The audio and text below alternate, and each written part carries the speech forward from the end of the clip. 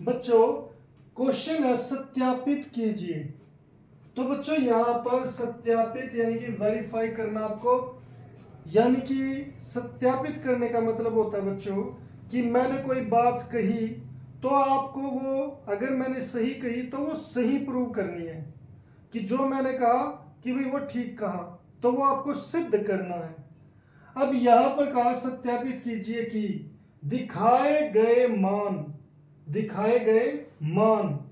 निम्नलिखित का मतलब है बच्चों कि नीचे लिखी गई स्थितियों में संगत बहुपद के शून्यक है। यानी कि दिखाए गए मान, जो ये दिखाए गए मान है वो किसको बता रहा है, वो इसकी बात कर रहा है, x बराबर -1/3 की। दिखाए गए मान निम्नलिखित, यानी कि ये निम्नलिखित जो नीचे लिखा है स्थितियों में संगत बहुपद, बच्चों बहुपद हमारा ये है तो इसकी बात कर रहा है। संगत बहुपद का मतलब इस मान के संगत ये बहुपद है, इसकी बात कर रहा है वो, इसके शून्यक है। हमें ये शो करना है कि ये मान इस px का शून्यक है। और शून्यक कब होता है बच्चों कि जब इसका मान px में रखे तो उसका आंसर हमें क्या मिलना चाहिए, 0। तो बच्चों हल में हम लिखेंगे px बराबर हमें क्या दिया है, 3x + 1।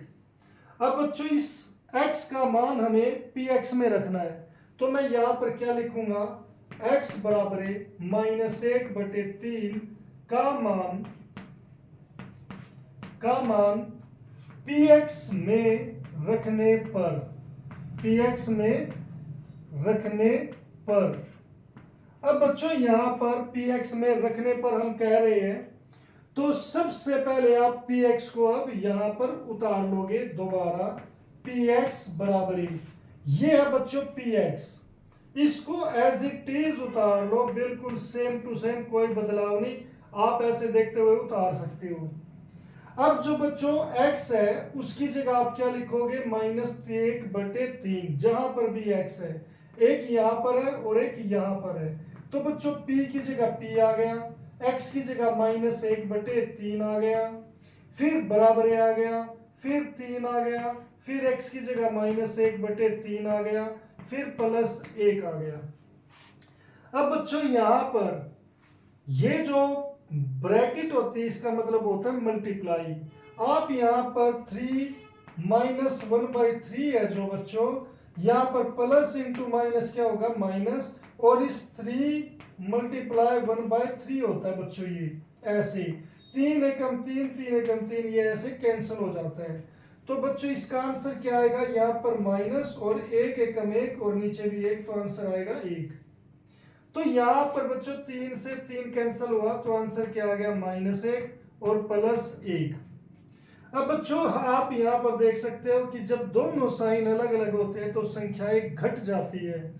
तो यहां पर 1 में से 1 गया, क्या रह गया, 0।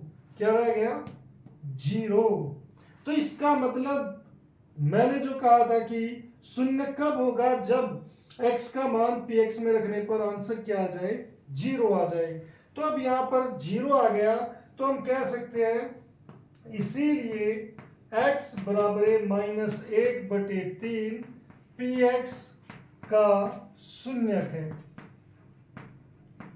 तो बच्चों इस तरीके से आप यहां पर शून्यक सिद्ध कर सकते हो।